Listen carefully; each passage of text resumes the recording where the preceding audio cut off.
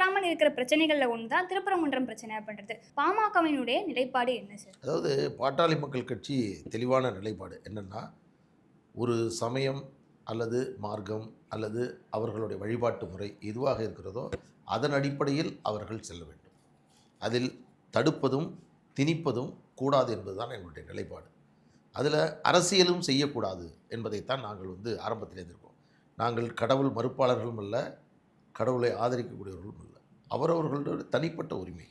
இப்போ எங்கள் அன்புமணி ராமதாஸ் அவர்களும் சௌமியா அவர்களும், சௌமியா அன்புமணி அவர்கள் தீவிர பக்தர். அவங்க எந்த கோயில் பார்த்தாலும் நின்னா உடனே நிறுத்திட்டு உள்ளே போயிடுவாங்க.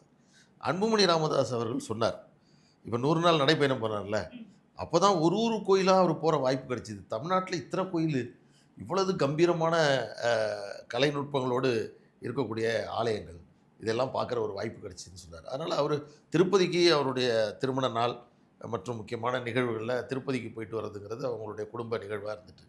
ஆனால் அதை தாண்டி தமிழ்நாட்டில் பல கோயில்களுக்கு போகிற வாய்ப்பு அவர் இந்த சுற்றுப்பயணத்தின் மூலமாக கிடைச்சிருக்கு. எனவே ஆன்மீகம் சார்ந்த விஷயம் என்பது இந்த நாட்டில் நீண்ட நெடிய காலமாக மக்களோடு ஒன்றிணைந்த வாழ்வியல் முறையில் ஒன்றாக இருந்து கொண்டிருக்கிறது. அவ்வப்போது அதற்கான எதிர்ப்பான மனநிலை அடிகளாரிலிருந்து தந்தை பெரியாரிலிருந்து பல காலகட்டங்களில் கடவுள் மறுப்பு சம்பந்தப்பட்டது, நாத்திகம் சம்பந்தப்பட்டதெல்லாம் போயிருக்கு.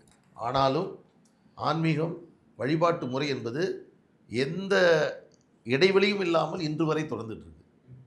அதனால் அந்த மக்களுடைய நம்பிக்கைக்குள் நாம் சென்று அதை நம்ம அரசியலாக்குவது என்பது முறையில்லை. எனவே அதுதான் எங்களுடைய